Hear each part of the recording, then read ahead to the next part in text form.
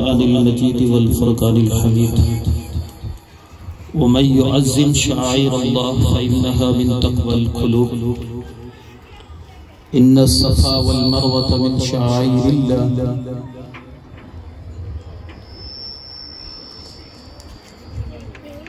فمن حج البيت أو اعتمر فلا جناح أن يطوف بهما فمن تطوع خيرا فإنها من تقوى القلوب۔ اللہ رب العزت اپنے پاک لارب کلام کے اندر فرماتا ہے،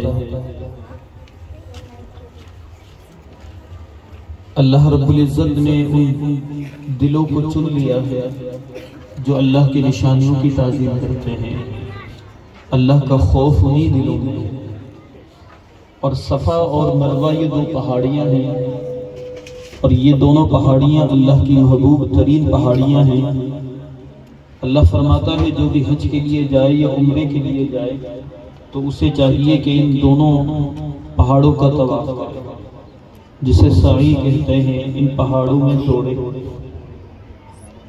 اور جو ان پہاڑوں کے درمیان دوڑتا ہے اس میں کوئی گناہ نہیں ہے، بلکہ اس میں خیر ہے۔ اور فرمایا وہی لوگ دوڑتے ہیں کہ جن کے دلوں کے اندر اللہ کا ڈر اور خوف ہوتا ہے، اور جن دلوں کو اللہ نے اپنے قرب کے لیے چن لیا ہے۔ سامعین محترم، حرمین شریفین یہ دونوں الگ الگ شہر ہیں۔ مکہ کے اندر اللہ کے جلوے ہیں، مدینے میں رسول اللہ کے جلوے ہیں۔ مکے میں بھی اللہ کی نشانیاں ہیں اور مدینہ طیبہ میں بھی اللہ کی نشانیاں ہیں۔ فرق اتنا ہے کہ جب بزرگان دین سے پوچھا گیا کہ مکہ افضل ہے یا مدینہ افضل ہے تو انہوں نے جواب یہ دیا، جب رسول اللہ مدینے میں تھے تو مدینہ افضل تھا، اب رسول اللہ مدینے میں ہے تو مدینہ افضل ہے۔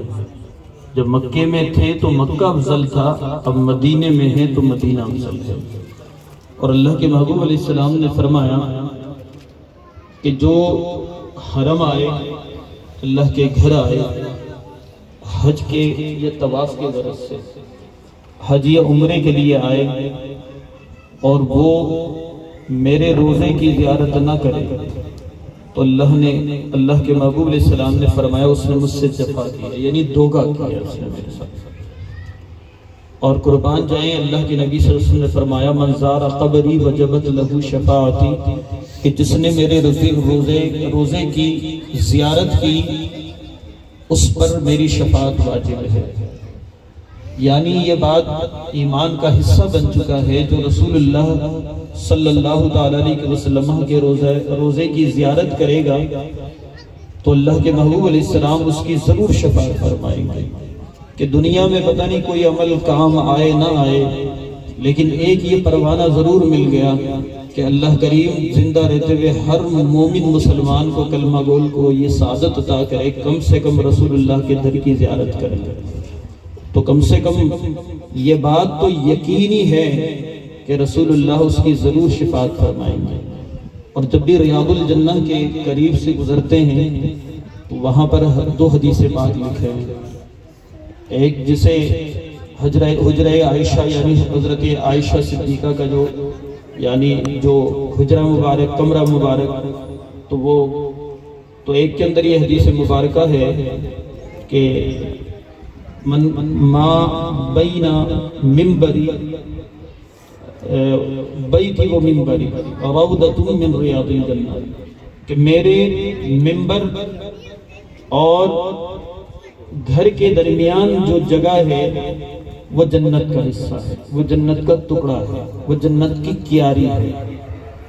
اور فرمایا کہ جس نے 2 رکعت نماز ادا کر لی، نماز تو ایک بہانہ ہے کہ جس نے اپنے نیازی جبی کو جھکا لیا تو وہ جگہ، وہ زمین جنت میں اٹھا لی جائے گی۔ تو جب وہ چیز جنت میں اٹھ جائے گی اور وہ زمین بندے کی سجدے کی گواہی دے تو پھر وہ بندہ خود جنت میں جائے گا انشاءاللہ۔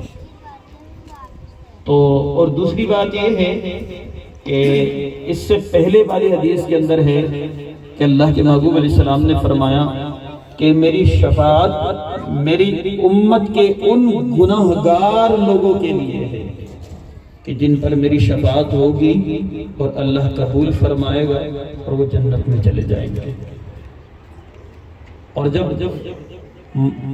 مواجہ شریف سے آگے جاتے ہیں تو وہاں پر جو ہے ایک کھڑکی ہے حضور کے روزے مبارک کے بالکل سنہری جالیوں کے بالکل سامنے۔ پہلے تو دیکھا نہیں تو اس حوالے سے اتنی آگاہی نہیں تھی، لیکن جب دیکھ لیا تو اس کی آگاہی یہ ہوئی کہ سیدنا عمر فاروق کے دور میں، جب حضرت سیدنا عمر فاروق کہ جو دور حکومت رہا تقریباً 17 ہجری کے اندر، حضرت ام حفصہ بنت عمر یعنی حضرت عمر کی بیٹی جو حضور کے نکاح میں تھی، حضور کے وصال ظاہری کے بعد جو ہے آپ کا حجرہ مبارک جو تھا وہ بالکل حضور کے روزے کے سامنے، اور مطلب صرف حضور کے روزے اور ان کے حجرے کے اندر صرف ایک دیوار تھی اور اس کے علاوہ کوئی فرق نہیں تھا۔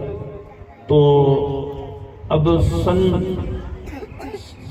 17 ہجری کے اندر جب فتوحات کا معاملہ ہوا تو مسلمانوں کی تعداد بڑھ گئی، تو پھر بات چلی کہ مسجد نبی کی توسیع کی جائے۔ جب مسجد نبی کی توسیع کی بات آئی تو پھر جو ہے وہ حجرہ مبارک بھی اسی کے لگے۔ اب ان سے والد نے آ کر حضرت عمر نے آ کر بیٹی سے گزارش کی کہ اس حجرے کو بھی مسجد کے حصے میں دے دو، لیکن وہ روئی اور انہوں نے سختی سے منع کر دیا کہ میں جو ہے رسول اللہ کے در پر ہی رہوں گی، میں یہ حجرہ نہیں چھوڑ سکتی میں۔ تو پھر دوبارہ گزارشات ہوئی لیکن انہوں نے منع کر دیا بہرحال۔ پھر امہات المومنین حضرت عائشہ صدیقہ دیگر امہات المومنین نے بھی گزارش کی کہ چلیں ہم نے اپنا دے دیا تو آپ بھی دے دیں، لیکن انہوں نے کہا نہیں، حضور سے والہانہ عقیدت ہے، میں دے ہی نہیں سکتی اس چیز کو، میں حضور کے قریب ہی رہنا چاہتی ہوں۔ لیکن بعد میں پھر دوبارہ والد نے اصرار کیا تو انہوں نے ایک شرط رکھی، وہ شرط یہ رکھی کہ حضور کے روضہ مبارک کے درمیان جو میرا حجرہ ہے اس حجرے کو مسجد نبی کے توسیع میں لے لو، لیکن شرط یہ ہے کہ یہاں ایک کھڑکی بنائی جائے اور اس کھڑکی کو جو ہے نا یہ وعدہ کیا جائے کہ یہ کھڑکی ہمیشہ کھلی رہے گی۔ تو کمال کی بات یہ ہے کہ 1400 سال گزر گئے لیکن روضہ مبارک کے سامنے ایک کھڑکی ہے، کیاری بنی ہوئی ہے، اور وہ کھڑکی 14 سال سے کھلی ہوئی ہے، اور یہ ایک باپ کا اپنی بیٹی سے وعدہ تھا جو سلسلہ اب تک برقرار ہے اور یہ تا قیامت تک برقرار رہے گا۔ تو کہنے کا مطلب یہ ہے کہ انسان تو انسان ہی ہے صرف، لیکن حضور سے محبت رکھنے والے جو ہے نا وہ اعلیٰ درجے کے ہیں۔ اور آپ جنت البقیع میں دیکھیں، جنت البقیع کے اندر 10,000 صحابہ کرام جو ہے نا آرام فرما ہے، اور حضور علیہ السلام کی 9 جو ہے جو ازواج مطہرات وہاں موجود ہے، حضرت ام عائشہ صدیقہ بھی۔ تو اسی طریقے سے حضور علیہ السلام کے بڑے صاحبزادے حضرت ابراہیم بھی وہاں جلوہ گر ہیں، حضور علیہ السلام کی 4 صاحبزادیاں جنت البقیع میں ہیں، حضرت فاطمہ، حضرت ام کلثوم، رقیہ، زینب، یہ چاروں ادھر ہی ہیں۔ اس کے علاوہ حضرت امام مالک علیہ رحمہ، حضرت امام مالک علیہ رحمہ کی تو بات ہی الگ ہے کہ جو حضور سے اتنی محبت رکھتے تھے کہ فقہ حدیث مبارکہ پڑھاتے تھے، بغیر وضو کے حضور کا نام نہیں لیتے تھے، بغیر وضو حضور کا نام لینا اپنے لیے بے ادبی سمجھتے تھے، اور شہر نبی سے اتنی محبت تھی کہ زندگی میں ایک حج کیا، اس کے بعد شہر مدینہ سے نکلے نہیں کہ کہیں ایسا نہ ہو موت آ جائے اور میں شہر نبی سے دور ہو جاؤں، تو زندگی بھر وہاں رہے، اور ان کا وقت وصال آیا، اس دنیا سے بھی وہیں وصال کر گئے، جنت البقیع میں ہی ان کی آرام گاہ ہے۔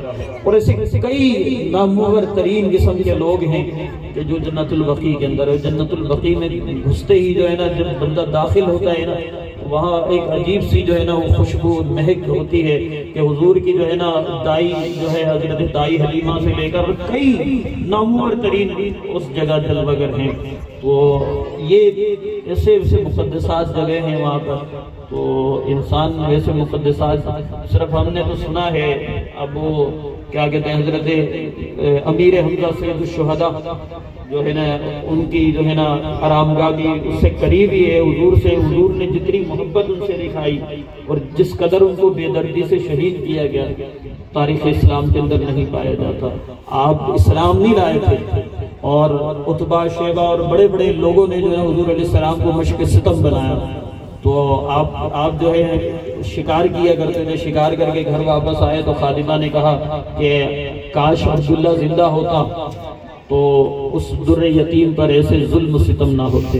کہ عرب کا یہ رواج تھا کہ جب کسی کا والد چلا جاتا تو اس کو یتیمی کا داغ لگ جاتا, اسے اپنے ساتھ بٹھاتے بھی نہیں, اسے کھلاتے بھی نہیں, اس کو حقیر سمجھتے, اسے جو ہے جناب حقارت کی نظر سے دیکھتے اور اس کو معاذ اللہ منحوس جانتے. تو پھر اس کو جو ہے نا لوگ طرح طرح کے تانے دیتے. تو یہ ایک عجیب سا معاملہ تھا, لیکن پھر اس کو لوگ جو ہے نا مشق ستم بھی بناتے. تو خادمہ نے کہا کہ کاش اگر عبداللہ زندہ ہوتا تو آج اس در یتیم کے ساتھ ایسے ظلم مظالم ہوتے. اور تو پھر ان کے چچا حضرت امیر حمزہ نے پوچھا کیا ہوا میرے بھتیجے کے ساتھ؟ کہا تمہیں نہیں معلوم؟ کہا خطیم کعبہ کے اندر جو ہے نا عتبہ شیبہ لوگوں نے جو ہے نا اس کو ان پر ظلم و ستم کر کے لہو لہان کر دیا. تو کہا یہ بات سچ ہے؟ کہا ہاں. تو آپ جو ہے نا تیر کمان لے کر فوراً نکلے اور جا کر جو ہے نا ان کو 10 گریبان سے پکڑا. کہا تمہاری مجال, تمہاری ہمت, تم نے میرے بھتیجے پر ہاتھ اٹھایا. اور کہا آج کے بعد جان لو کہ جو بھی میرے بھتیجے کی طرف آئے گا تو سب سے پہلے مجھ سے گزر کے آنا پڑے گا. ایمان نہیں لائے تھے, ایمان لانے سے پہلے کا یہ عالم تھا کہ حضور سے اتنی محبت رکھتے تھے اور اس کے بعد ہمیشہ کے لیے حضور کا دست بازو بنے رہے. اور حضور اتنی محبت کرتے تھے انہی اداؤں کی وجہ سے, ایمان لانے کے بعد بھی حضور محبت کرتے تھے. پھر مکے والوں نے جو ہے نا اپنا حضور سے بدلہ لینے کے لیے کیا کیا کہ حضرت امیر حمزہ کو جو ہے نا غزوے کے اندر شہید کیا. حضرت امیر حمزہ کے بوٹی بوٹی کیے, کلیجے کو نکال کر کلیجہ چبایا گیا, بے دردی سے جو ہے نا ان کو شہید کیا گیا. حضور علیہ السلام جو ہے نا ان کے حوالے سے بہت زیادہ غمزدہ ہوئے.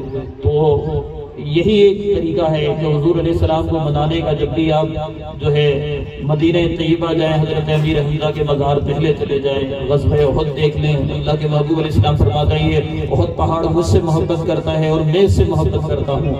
اور جب حضرت حضور اللہ کے محبوب علیہ السلام احد پہاڑ پر چڑھے اور سیدنا عمر تھے, صدیق اکبر تھے, تو وہاں پہاڑ جو ہلنے لگا تو اللہ کے محبوب علیہ السلام نے فرمایا کہ پہاڑ تیرے ہلنے کی وجہ تجھے نہیں پتا تیرے دامن میں کون کھڑا. تو علماء فرماتے ہیں کہ جو ہے نا پھر اس کے اندر قوت گویائی آئی اور عرض کرنے لگا یا رسول اللہ میں ہل نہیں رہا, میں تو کیا کہتے ہیں اپنے مقدر پر رشک کر رہا ہوں. تو میں تو رشک کر رہا ہوں کہ میرے بھی مقدر, میرے یہ نصیب کے جا کے اللہ کے محبوب علیہ السلام میرے دامن میں کھڑے. تو ایسی وادیاں, ایسی جگہیں ہیں جو حضور سے محبت اور عقیدت رکھنے, بلکہ تو سرزمین حرمین شریفین کی ہر وادی ہی جو ہے لاجواب ہے کہ حضور کے قدم کے بوسے کیے ہیں اس نے. حضور علیہ السلام وہاں جلوگر ہیں, حضور علیہ السلام وہاں سے گزرے ہیں, حضور علیہ السلام وہاں رہے ہیں. تو وہاں کے تو در و دیوار سے لے کر وہاں کے کچھ بستیوں کی تو بات ہی الگ ہے, سرزمین کی بات ہی الگ ہے کہ انسان یہاں سے جائے تو پھر اس کی دنیا بدل جاتی ہے. وہ تو جب تک دیکھا نہیں تو آرزو نہیں ہوتی تھی, بس صرف آرزو تک رہ جاتی ہے, لیکن جب دیکھ آتا ہے تو طلب بڑھ جاتی ہے, پھر طلب بڑھ جاتی ہے. تو بہرحال اللہ کریم جو ہے نا ان بابرکت ہستیوں کا سایہ سلامت رہے, اور اللہ کریم آپ لوگ بھی دارین کی سعادت عطا فرمائے, اور اب تعالیٰ آپ لوگوں بھی حرمین شریفین کی عبادت حاضری عطا فرمائے. اللہ کریم آپ لوگ بھی مقدر و مقصود کے اندر یہ بابرکت لمحات رکھے. آپ لوگ تمام تر مسائل جتنے بھی ہیں میں دعا گو رہا کہ آپ لوگوں کے حوالے سے, علاقے کے حوالے سے, یہاں کے معاملات کے حوالے سے, اور اللہ کی ذات سے امید ہے معجزات شریف کے اندر, حضور علیہ السلام کے در پاک کے اندر, در رسالت معاف وسلم کے اندر بھی اپنا وقت وہاں گزرا, اور جیسے بھی گزرا لاجواب گزرا, اور یقیناً وہ یادیں رہ جائیں گی اور اگر اس میں تاثیر رہی تو اللہ کریم پھر یہ سعادت عطا فرمائے گا انشاءاللہ، پھر دوبارہ حاضری ہوگی۔ رب تعالیٰ سے دعا ہے یہ ٹوٹے پھوٹے کلمات کو اپنے پاک بارگاہ میں مستجاب فرمائے۔